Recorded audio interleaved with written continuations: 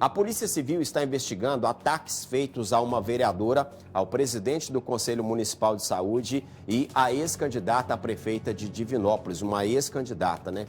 Isso aconteceu depois que, inclusive, a prefeitura foi obrigada pela Justiça a seguir as restrições da onda roxa do programa Minas Consciente. A decisão foi tomada após o governo do estado acionar a Justiça porque o município tinha liberado o funcionamento de algumas atividades. Vamos ver a reportagem. O que a gente precisa fazer é fechar a cidade seriamente, com dureza. E isso, inclusive, é um respeito, é uma coisa de respeito para os nossos comerciantes conscientes, igual eu tenho vários. Tem vários deles aí aqui na live. O vídeo publicado pela vereadora Lohana França no dia 23 de março foi um dos estopins para a onda de ataques. A parlamentar sempre se posicionou favorável à adoção de protocolos mais rígidos no combate à pandemia. Eu sempre vou ser uma defensora da ciência. Eu entendo que a gente precisa ouvir o que os melhores protocolos estabelecidos pelos melhores pesquisadores e médicos no mundo todo, que não foram inventados em Divinópolis, estão dizendo. Na semana em que eu gravei aquele vídeo, é importante que a população lembre que a UPA estava com 300% de ocupação. A UPA, que é a nossa principal entrada SUS, que é o que a maior parte da população usa na saúde, né? Então, naquele momento, meu posicionamento foi esse, eu considero acertado e eu diria a mesma coisa se nós chegássemos a essa ocupação novamente. Na semana passada, o município convocou uma coletiva de imprensa para comunicar sobre a decisão judicial, obrigando Divinópolis a cancelar as flexibilizações feitas na onda roxa do Plano Minas Consciente. Logo em seguida, montagens com a foto e até o telefone da vereadora, do presidente do Conselho Municipal de Saúde e da ex-candidata à Prefeitura de Divinópolis, Laís Soares, começaram a ser compartilhadas nas redes sociais. Os três foram apontados como responsáveis pela ordem de fechar novamente o comércio. Lohana França diz que recebeu várias ameaças. É importante dizer que o que aconteceu comigo vai muito além do que a gente chama de ataque ou de crítica. Os ataques e as críticas, eles são muito bem-vindos. Eles fazem parte da democracia, eles fazem parte da discussão plural, eles fazem parte até do meu crescimento enquanto representante.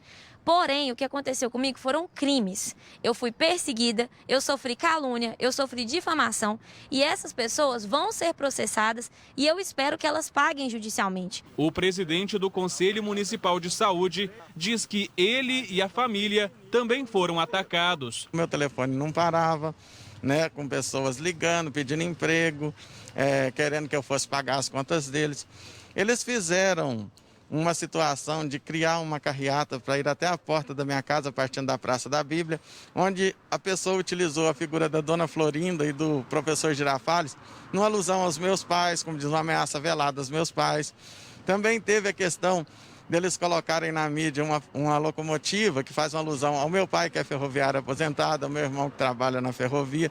Então, assim, foram um tormento psicológico para mim e para minha família, em que, na minha visão, se tratou de um crime. Laís Soares, ex-candidata à Prefeitura de Divinópolis, conta que se assustou com a situação. Como Divinópolis é uma cidade que todo mundo se conhece, eu já fiquei pensando, meu Deus, alguém pode descobrir meu endereço, pode descobrir o endereço dos meus pais, podem vir até aqui.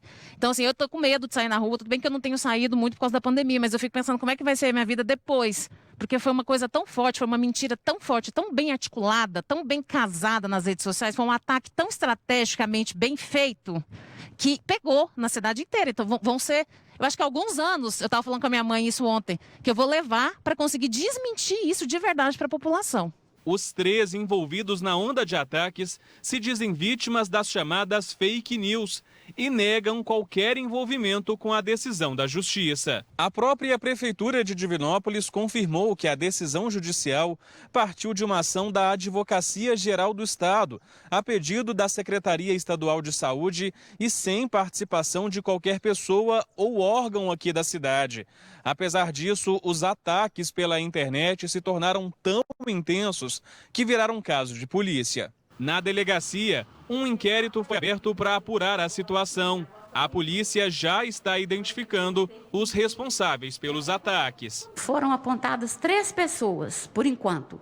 Mas é claro que a polícia pode fazer investigação, inclusive na questão da informática, né?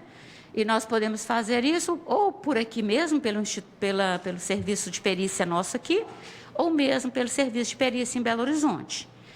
E assim nós podemos encontrar novos autores, inclusive os coautores, né? Como eu disse, quem também compartilha uma mensagem, né?